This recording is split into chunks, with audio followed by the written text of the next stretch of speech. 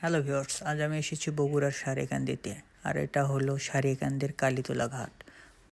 বগুড়া সদর থেকে 22 কিলোমিটার পূর্বে ব্রহ্মপুত্র এবং যমুনার অববাহিকায় যেখানে রয়েছে অসংখ্য চর, তার সন্নিকটে এই কালীতলা ঘাটটির অবস্থান।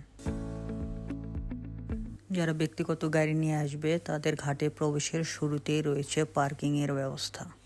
ঘাটে প্রবেশ করতেই এর চারিদিকের সৌন্দর্য যে কাউকেই মুগ্ধ করবে।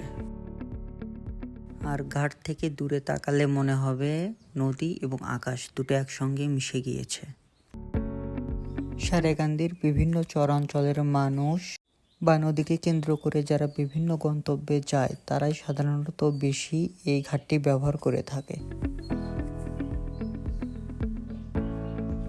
তাছাড়াও যারা সারেকান্দিতে ভ্রমণ করতে আসে, বিভিন্ন পর্যটক বা ভ্রমণ পিপাসুরা, তারা বিভিন্ন ধরনের ছোট ছোট নৌকা ভাড়া করে নিয়েও বিভিন্ন চরে ঘুরে বেড়ায়।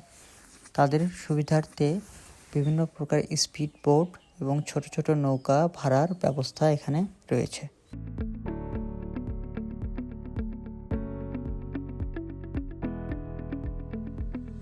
ভ্রমণ পিপাসু এবং যাত্রী এদের খাওয়া এবং বিশ্রামের জন্য এখানে রয়েছে ছোট বড় অসংখ্য দোকান ও রেস্টুরেন্ট।